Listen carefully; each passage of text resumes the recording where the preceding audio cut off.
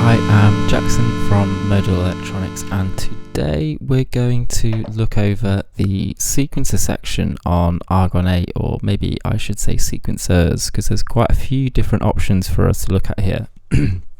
We're going to take an overview of the Realtime sequencer. So we've got a 512 note sequencer in here with 4 lanes of animation. What that means is we can record exactly the performance that we make with all of the nuances and timing that we want, and we can record up to 4 parameters during that performance, or overdubs over that performance. And within that Realtime sequencer, we also have built a step sequencer mode, so you can flip between these modes and build step sequences or real-time sequences. And we're also going to take a little look at the Arpeggiator and how that can influence the sequences, especially when it comes to the step sequences. We're going to see how the Arpeggiator can kind of make some more interesting things happen along the way. So first things first, we're going to take a rundown of what all the functions are, but before we get to that, I have released some sequences and some patches to complement this tutorial, which we will look at later after we've gone through the functions here. And if you don't have those, you can head over to our website, www.modalelectronics.com, and if you go to any of the ARGON8 pages, so you can just click on the ARGON8 page and you head over here to the download section, you'll be able to download the sounds for this tutorial, so the Seek webinar here. So you'll get the patches, you'll get all of the sequences to boot, but you can also get hold of the user manual, which is going to be really helpful when it comes to kind of decoding some of this terminology if you're not familiar with it. So in the manual, you'll find, for example, the screen map here. So for any of the screen different pages that we can come onto here, you'll see a map of everything that is contained within those pages. So this is super handy to begin with, but you also have access to a rundown of what all of the different functions on the synthesizer are, and in that obviously we have a sequencer section, which you can see here. So we're going to run over what all of these functions are here, and we're going to be referring also to Modal app. So here is Modal app here, and if you want, you can navigate along this bottom tab system to the sequencer tab. And what we're going to do once you've downloaded those sounds is load them in. So I'm just going to quickly show you how to do that. So once you've downloaded any patches or files, so for the patches specifically, we'll go over here and you can select a region where there aren't any patches, or it doesn't matter. I have a particularly full synthesizer today. So if I wanted to, I could just select this region here and I could right click, export or import. So you can import them there. What I would say is just make sure that you have them ordered in the right way so that they come in a way that makes sense.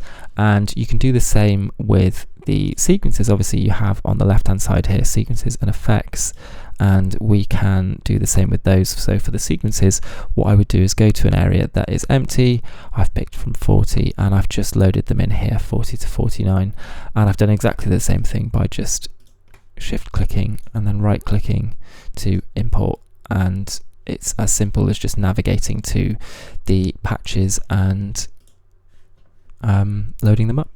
So that's how you get the sequences and the patches in. What I have done is kind of put them in an order. So if you want, once you have them, sorry, give me a second. Once you have them loaded up there, there we go. Once you have them loaded up there, you can come onto the first one here, and you can also come back to maybe just the sequence section here, and you can load up the first one there, and then you can just run through them by, advancing here and changing the patches. I've actually sequence linked them here. So what I've done is I've come in and I've changed this so that the seq link represents which sequence I want it to be. So for the 482 simple 16th pad, I've gone for seq link 42. So this is how I've tied the sequences together. So when I'm going through these, I'm just going to be hitting next and it will load up the sequence for me. Obviously you guys can set that up as well. It takes a couple of seconds to do that, but it's not difficult at all. You just drag this number here, so you can just drag it back to wherever you want. So that is sequence linking. So to begin with, we're going to look at the Arpeggiator. So this is kind of the leftmost encoder and the leftmost button here.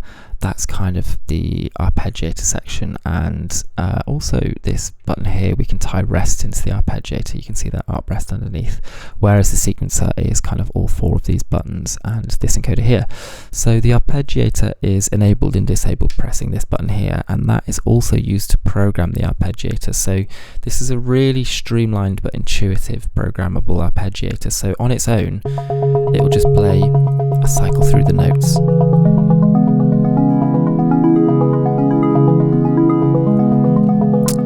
That you input to it, and you can change the division.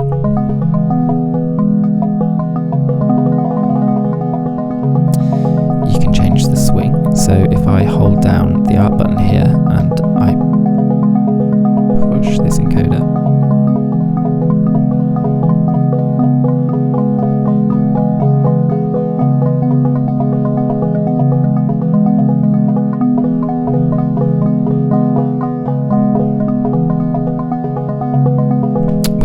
swing in both directions. So you noticed at the kind of furthermost extremes of kind of -63 +64 there, we have this kind of full swing. So it's whichever notes are moving, but they become so close to each other they're almost like a flam, and this is a really, really nice one to play with for kind of more experimental arpeggiators. But I'm going to leave the swing off for the moment as we kind of go through to discuss the rest of the functions. So we saw the division there, we saw the swing. We also have this mode here. So if I hit shift and I use this encoder, we've got the mode, which is all of the different directions. So we can do shuffle, pendulum, random, forwards, backwards, up to 4 octaves. So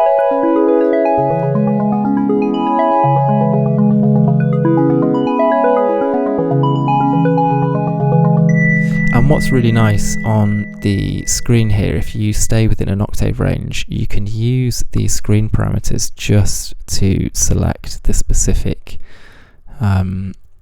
directions of the octave range that you're in, which can be really, really cool. So that kind of, other than patching in it here, which is the ARP gate. So this is the length of the note that the ARP is sending out. So if it's really, really short, we're going to get very, very short notes. So if I actually change this handpan flip here,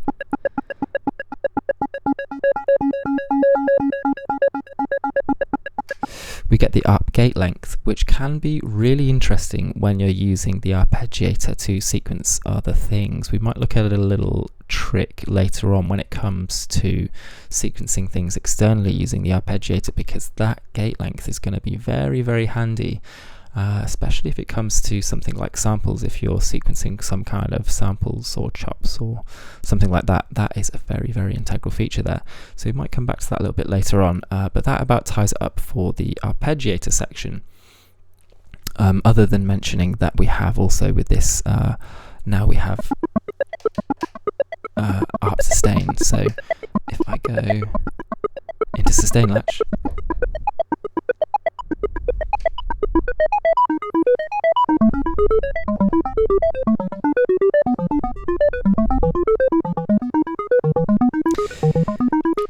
you see that we have this kind of ARP sustain latch, which is really, really nice for those kind of classic ARPs, and you can make some really, really cool things with this, especially if you play kind of mono leads with it very, very fast. You can get some very, very bizarre things happening. That is the arpeggiator section. So now we get onto the meat of this tutorial, and we're going to look at the sequencer. So as I mentioned, we've got these 2 sequencers in ARGON8. We've got the Realtime sequencer, which was kind of developed initially when the Sculpt was released. The developers kind of made a performance sequencer for this to kind of to be used as a performance sketchpad initially, but it has now kind of augmented into the shape that it is today, and we have included this step sequencer and the integration of a kind of similar arpeggiator to CraftSynth 2.0, which can be programmed. We get all of these functions in ARGON8, which is kind of really, really cool, especially to see how they interact with each other. So we have a 512 note real-time sequencer with 4 lanes of animation, and you might be thinking, what is that? What does this mean? What is he talking about? Animation is basically like automation in your DAW, and we can think about the animators as kind of 4 really, really expandable LFOs. A kind of an incredible modulation source in lieu of kind of cycling envelopes or looping LFOs, or these kind of things here. The animators that we have in ARGON8 are kind of like any of those things, but on steroids, because you can have this crazy amount of control and detail with them, and you can choose to have them either with the real-time mode where it's continuously making a smooth automation, or we can have the step mode where we can draw in step automation and begin to make these crazy automation sequences. So there's a huge amount we can do here with these animators in the sequences, and as per both, you get 4 lanes, so it doesn't matter if you're in a step sequence or if you're in a real-time sequence, you have 4 lanes available to you. So as soon as you hit record, they are listening, as well as any notes that you input. You'll have up to 4 parameters being able to be recorded there. So we're going to look at, to start off with, the real-time sequencer. So I'm just going to go in. So this is how to get into the sequencer load here, and actually I'm going to just initialize, and I'm going to go real-time. So now we have this real-time sequence here. There's nothing in there. So we have the play button, which you can see starts to progress the sequence, so that plays or stops the sequence. We have the record button next to that, which will enable or disable the record. You notice I have 2 bars of pre-roll before it started recording there, and we can set that in the sequencer setting pages, as we saw in the manual there. You can go over to the sequencer setting pages and you can set the pre-roll. You can turn the metronome on and off, for example. So there's a lot of stuff there that we can look at. So that's the record button, and then we have this mute button here, which is basically either going to mute the notes or clear them. So if we had any data in there, we would get rid of it just by holding the mute button down. Then we have the tempo here. So this, any arpeggiators or sequencers or any LFOs that are, or delay times that are syncopated, are controlled by this kind of global tempo here. And underneath this we also have this length, so I can set the sequence length here up to 8 bars, and I can also set a input quantize. So if I hold down the Art button here to access this lower layer and cycle through here, I can put some input quantize on. So if I turn this on now and I write a little sequence in for you, I can show you how we get this kind of perfect quantize stuff, or I can also show you perhaps one where there's something more complex going on. So I'm going to slow it down a bit, and we're going to go and we're going to load up this Pro Basics patch here, and I'm going to go over to the sequencer section and just make sure that you load this RT unquantized. So that's the second sequence there, and this many of you will be familiar with, for the IDM fans out there, is just a real-time sequence that has no quantization. So it's quite a slow sequence. There's a massive amount of space in between each of the steps, and there's a lot of data going on in those steps, and they retain their own kind of charm and their own kind of timing. So this just goes to show how the real-time sequencer works a little bit.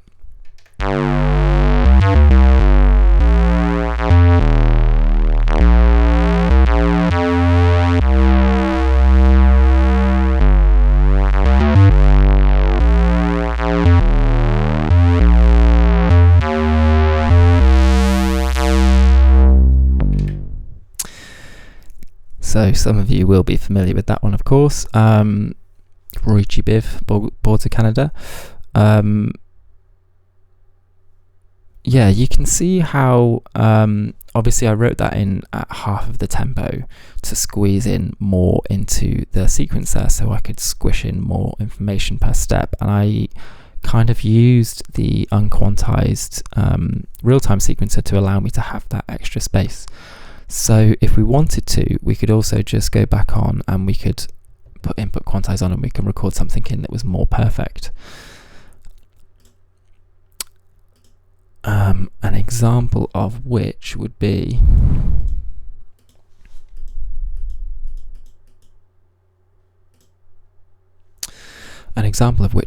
something like this.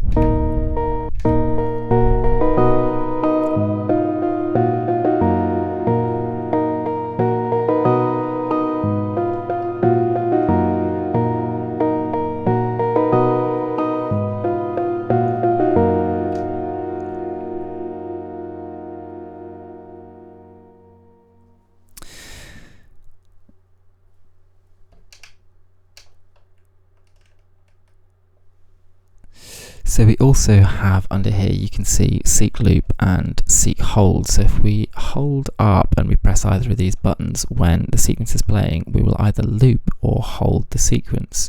So the sequence loop allows you to loop certain parts of the sequencer, which means that we can basically press it initially to trigger the start time and let go to set an end point. And we can use the hold just to repeat the current step. So in practice,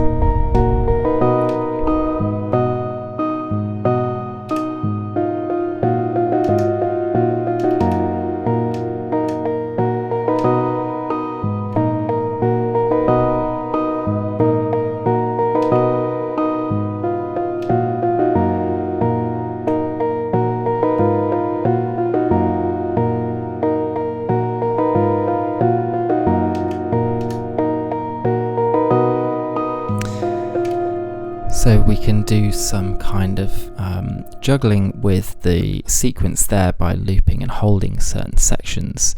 So with the real-time mode, this is kind of quite interesting to play with because it can catch little parts where you might find a completely new kind of rhythm, where some of the notes kind of rest on the other side of the sequence and you have this new it can get quite interesting there, so that's definitely one worth playing with. So we've also looked at the sequence link here. This is how we tie a sequence to a patch, and this can also be done on screen. And that about does it for all of the panel controls. As I said, it's fairly streamlined for this. So the rest of the kind of options that we want to look at are contained in the sequencer pages here. So if you go through and you go to seek, you can see down here we have access to all of the other functions which you can also use Modal app to look at. So we have the play, we have record, and if we want to toggle it, we can toggle it here using this, just moving it left and right. We can change from real time to step mode. We can choose, if we're in real time, how long the length is. If we're in step mode, we can choose not only the step length, so the length of each individual step, but how many steps we use. And we can choose what the step mode is. So this is the kind of trigger gate functions I was talking about earlier, and we have a clock mode here. So this will basically follow the same clock as Argon and the division set by the step length. So each step will play until the next step. Then we have this gate mode here, which progresses once a note is received and no other notes are held. So you can hold one down, and it doesn't matter if you play more. You can play a whole bunch. You could, play your whole fist if you wanted to until they're released and another note's pressed. The sequence isn't going to progress. Then we have the same but with a throughput. So this is gate through, which means that when I press down a note, it will trigger the next step and also whichever note I'm playing. So I could hold down, for example, a bass note and play a lead on top and have a chord in the sequencer. So I could hold my chord and play some stuff, and we'll show you that later on. We've got a couple of sequences pre-prepared to show you that stuff. Then we have gate transpose, which predictably is quite similar to the gate mode, only that it transposes. So it actually listens to the note that you're playing, and the sequence will transpose by from C here. It will kind of transpose to whatever note that you're playing away from C. Then we have a sync gate, so we have some sync inputs on the back here. You could use a sync pulse to trigger the next step as well. So if you had a sequencer that had some sync outputs, you could use that, or if you had an old drum machine or something like this, or maybe some pocket operators, you can get those to talk to each other and work with the sequencer and anything that's syncopated here. So that's kind of cool. So then we come on to the step overdub here, and we have two modes. We've got replace and we have add. So with replace, the note input will replace notes on a given step when we are in overdub, and on add it will just add on top of whatever is in the current step. So I usually leave it on replace so that I can kind of just overwrite stuff. That's kind of how I tend to work with the step sequencer. But you can try either one. They're both equally useful. And then we move on to the note mutes. So again, as you saw earlier, we can either mute the note there, but we can also clear using this function here, which I just push that in with clear. And then we have the animation options here. So this is where we can set any of the animation up. So we can set the status, whether it's on or off. We can set the parameter that each anim lane is on, and we can clear it there if we want to. And then we move on to the different lanes. And then we have the performance functions in seek, loop, and hold. So there's all of the screen functions and all of the UI functions here. Now we're going to take a look at some of the patches. So hopefully you guys have had some time to figure out where you want to put these. I've just put them from 480 to 489, and for the sequences from I think 40 to 49 there. And I've just sequence link them so that it makes it a little bit easier for me. Obviously, if you haven't done that, the easiest way you can follow along is by loading the next preset here and then using this preset browser in the sequencer tab to follow along. So that should be pretty easy. So we're going to start off by looking at we're actually just going to break down what each one of them is. So I'm just going to do it sequentially. So starting off with this IDM lead, we're going to load up this gate IDM sequence here. And what I've got, you can see in Modal app here, I've got a step sequence. I've got 16 steps programmed in, a step length of 8th notes, and we're using this gate trigger mode. So if you remember from earlier, the gate trigger mode progresses every time a new note is received and no other notes are held. So if I push down a note, it's going to sound, and until I press another note, it won't progress the next step. So I've just hit play. And I'm going to start playing the sequence. Regardless of what note I play right now, it's going to progress the sequence. So I'm just going to use C so as to not confuse you, but I can use both of them and it'll still sound the same, any notes.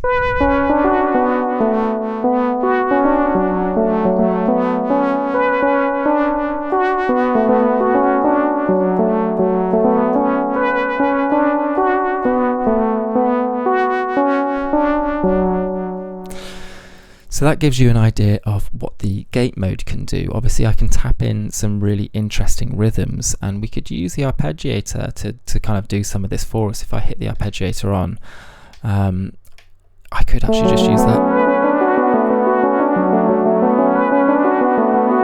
which is very, very cool. And we can do some more interesting things with that, which we'll come on to in a minute. So we're going to progress to the next patch. So we're going to go for this Pro Basics, which we've heard already. So this Pro Basics patch, I have rewritten a Boards of Canada line, a bass line from one of their tracks, and I've put it into the Realtime sequencer, and I've left it unquantized so that I could squeeze more into each step, because we have a huge amount of notes available in the sequencer. I can fit an enormous amount of stuff into these step lengths. So I have basically halved the tempo in order to create a larger step for me to work in.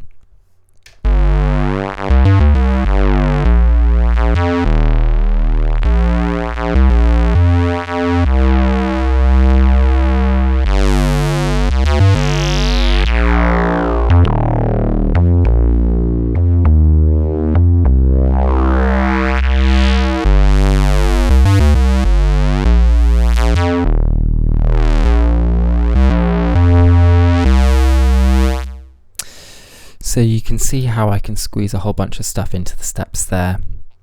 We're going to move on and we're going to look at this simple 16ths pad. So what I've done here, you notice as we come onto the sequencer tab, you have, when we're in step mode, you have access to this note. So if you click this drop down here, this is where we can see any animation. So you can look at all the different animation lanes there, and you can choose a different destination for the animation, or you can choose to kind of kill them or mute them, or any of those things here. You can mute all of them or specific ones there, and we can also put in the loop and the hold here, which is really, really cool. But you see that we have this notes thing here, and also we have this section here where we have drag, we have the velocity. So this is what happens when you move a note. You can click one in, or you can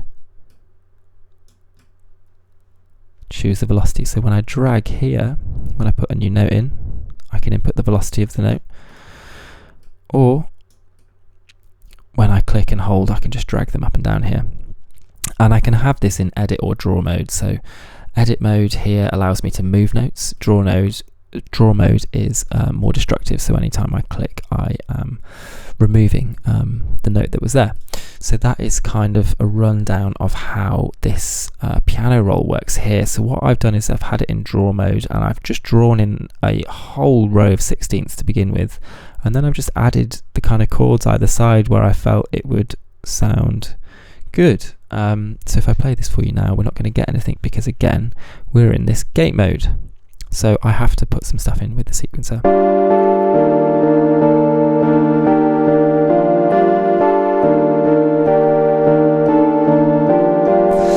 So what will be interesting here is if we use the arpeggiator, let's bring it down to maybe 16ths on a reasonable tempo, something like 115. We'll leave it around there.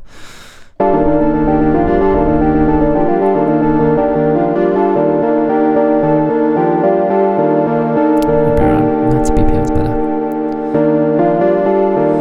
And what we can do is program the arpeggiator.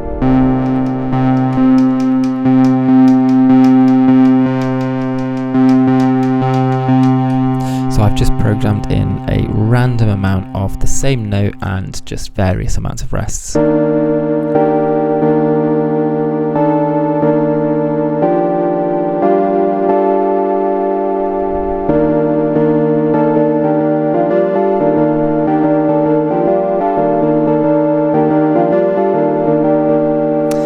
we can start to put in some kind of a pattern to the step sequences there. Even if we just draw in really simple block information into it, we can use the arpeggiator to our benefit to kind of offset a pattern in a greater sense than you could with maybe just the swing, or with punching them in the specific values on the grid here.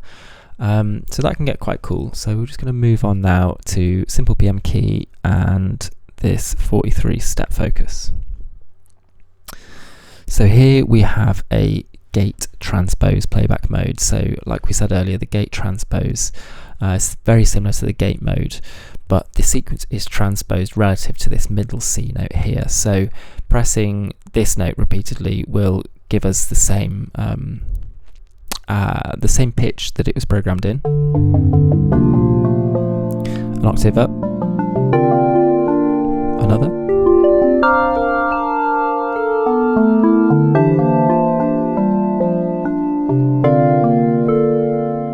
So we can get some really, really cool things happening with this, and especially if you start to program things in with the arpeggiator. So if I come back again and I just program in maybe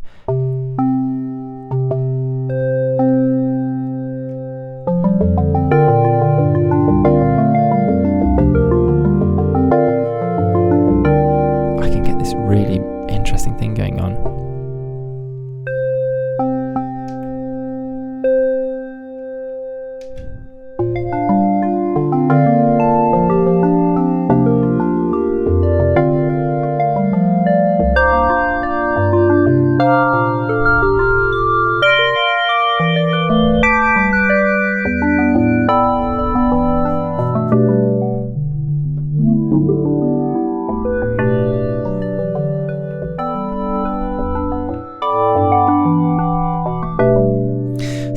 wondering what this animation I was talking about was, let's just do some over this sequence here. So I'm just going to go and I'm going to we can actually just do it in here. If I wanted to, we can go on to Anim 1 and I could use the cutoff, for example. And we can just drag and draw things and refine them later. A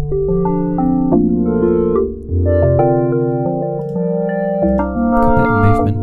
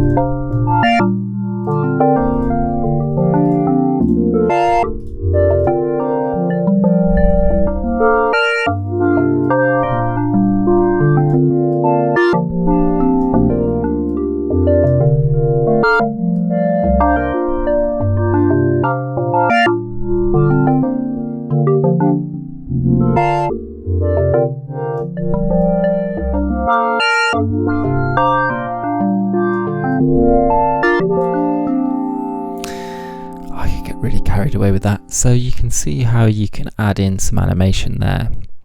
And the difference being if I was in a real-time mode. So if I just quickly go and let's just go to the sequence and we'll just initialize the sequence and I'll just go real-time and we'll just record in some other stuff going on here.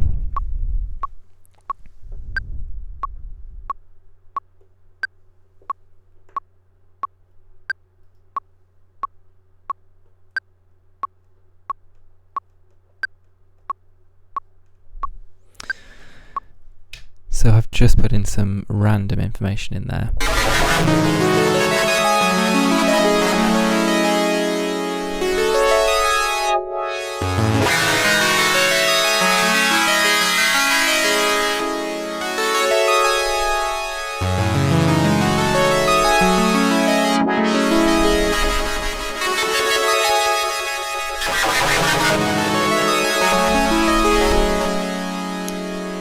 So you can hear with the real-time mode, it can get a lot more bizarre and it's a lot more kind of smooth. As you can see here, we can just draw these curves and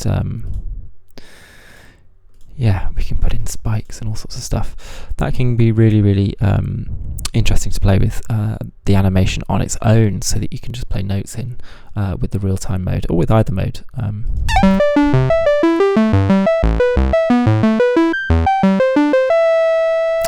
So moving on to another sequence, I've just loaded up the simple mono lead and to go with that it is the clock step sequence. So as it says on the tin, I'm just showing off how the step sequencer mode works in clock mode. So this is very similar to the normal sequencer in that when I press play,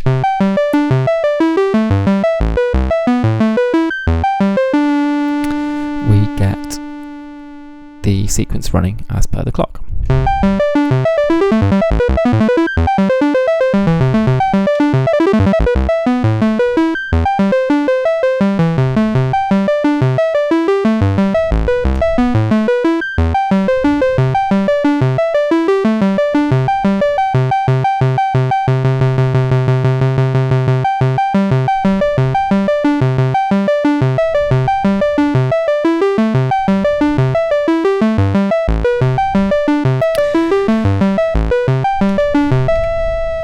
So there is the clock sequence. So I've just drawn some notes in here and this is just a very, very basic sequence, but we have the ability to also change the number of steps here. So I press shift and I use this length and I can change the step number.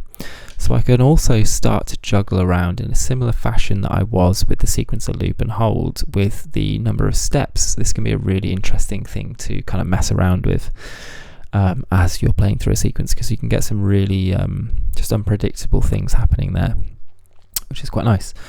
Moving on from here, simple mono lead, we're going to go to another mono lead. So actually there is a little Easter egg in that simple mono lead. I'll leave it for you guys to discover, but if you hit it out of mono and into poly, that patch with the clock step sequence, you'll find something hiding underneath. So yeah, we're moving on to another mono lead, and here the sequence you want to load is ARP to seek. So what I'm going to show you is more in detail about how we can use this arpeggiator to our advantage with the sequencer. So I'm going to hit play, and we're in a gate mode again, so this is just the regular gate. So I hit the arpeggiator on.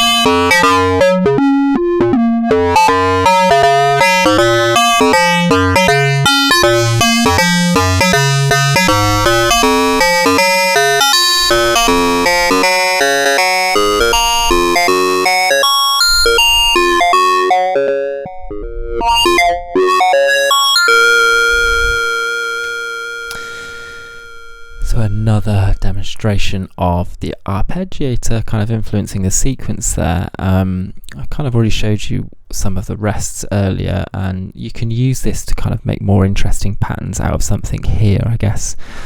The obvious thing being, if I just had 16th notes programmed into the ARP, that it would be quite boring.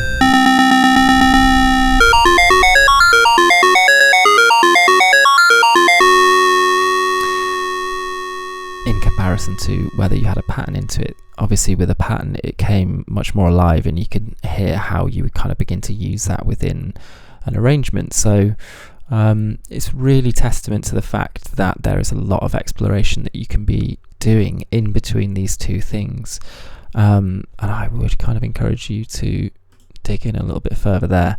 Next up we have a gate through sequence, and this is kind of an ambient pad. So I've loaded up this basic ambient pad, and the sequence that you want to load up is this gate through sequence here. So basically what's going on here is I'm going to press play to start off with, and I'm going to trigger one of the steps here by holding this C down.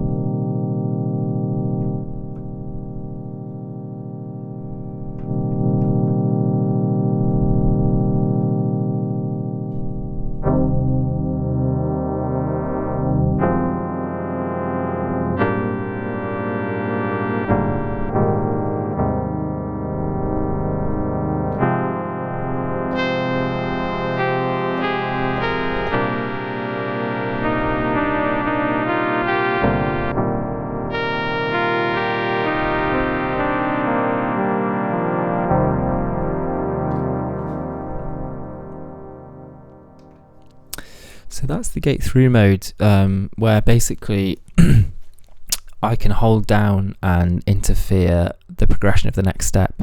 So I'm holding down this root note here, and I just play a bunch of notes on top of the step. So this can be really, really cool for kind of taking like a theme or you know, some kind of harmony or melody or whatever you've got going on, and exploring with rhythm with them a little bit more, because you can completely break away from the meter and just hold something for a little bit longer to give you a little bit more stress, a little bit more tension in what you're writing. So this can be a really, really good one for live performance, and it's something I definitely intend on kind of perfecting a little bit more, because I know that is quite a powerful combination to have the ability to trigger chords, play a bass note and a lead all at the same time. With really, I was only using 3 fingers there, so that is super, super powerful. So moving on to the next one here, we have a basic SQ pad, and we're looking at the animation only sequence here.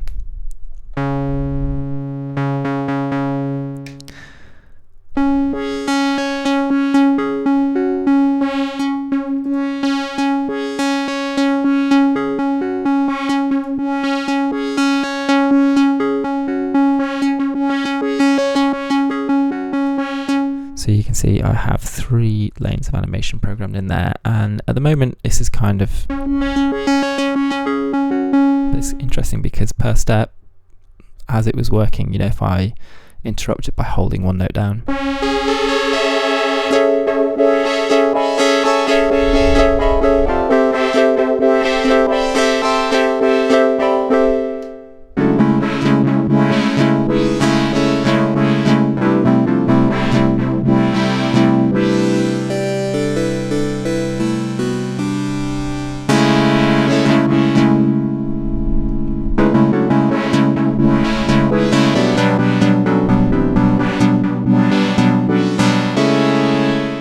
so you just saw me capture a chord there. So whilst I was holding down the notes, I just hit the chord button and I can hit it again to release it. Let's go, let's go.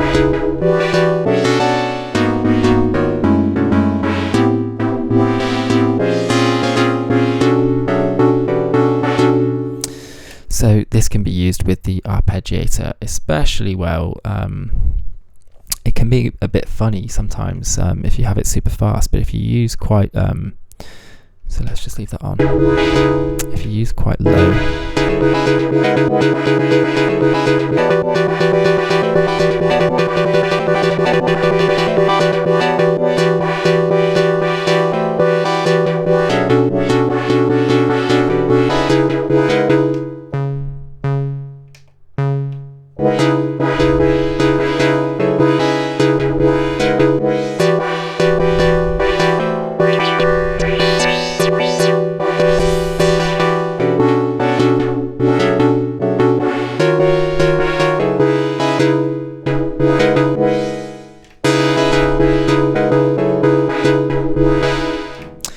so that's some stuff we can do with the animators.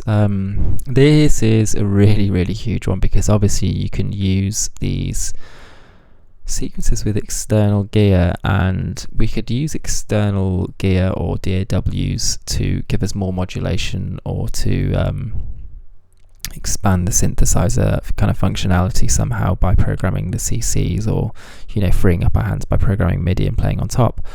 But we can also use the sequencer to do these things, and we can also use the sequencer in the Arpeggiator to sequence external stuff, and this can be really, really amazing, because you can basically send a sequence out from this and into your DAW and double up from a soft synth, for example. So you could have a dual layer there with 2 synthesizers very, very quickly, which is quite cool. And the way that we can set this up here, you can either go into the settings on screen or just very quickly into the settings on here, and you can have either off, ARP out, sequencer out, or both, which is really, really cool. And we also have the local here, which might help if you're using a DAW, depending on what scenario, if you're recording MIDI or if you're recording audio from the synthesizer, or trying to do both and running into problems. MIDI local could be very, very helpful to you.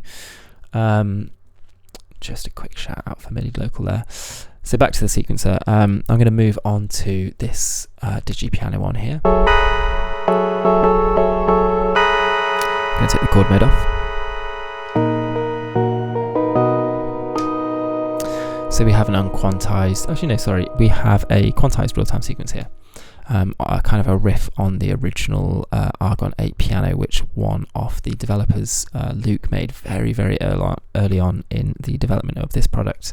Probably one of the standout patches on this synthesizer as well.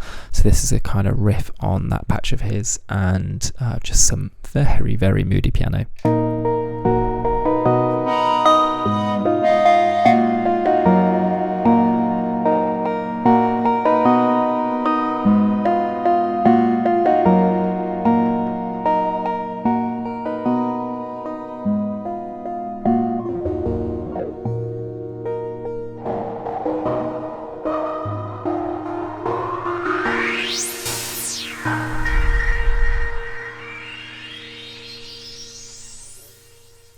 So yeah, just some moody piano there.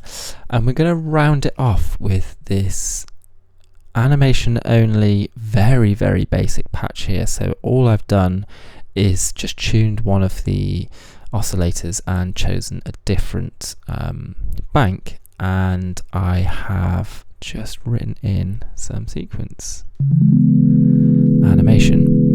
So this is a patch on its own, just very, very basic. There's some modulation just on, you can see here on wave 1 and on the oscillator modifier. Actually, the wave 1 isn't even happening right now. Maybe have a play with that. Easter eggs.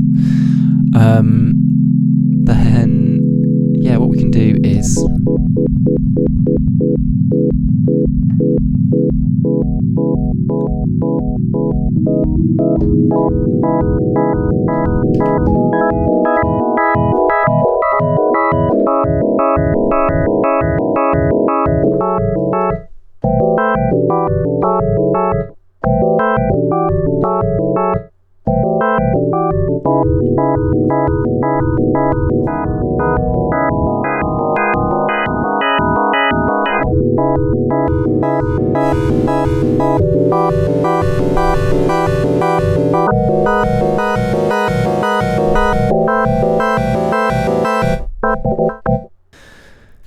so there we have it. That kind of runs us through all the patches that we have there. We understand what all of the individual functions are in the sequence here.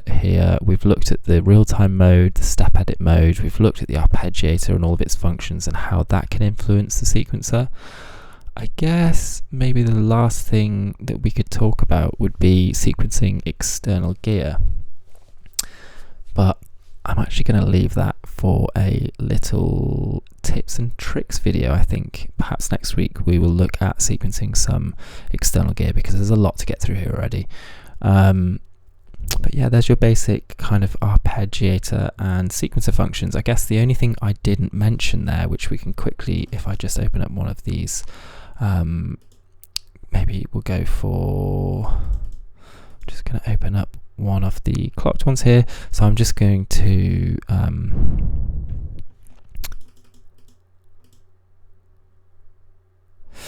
I guess the only one that there is left to talk about would be the transpose function. So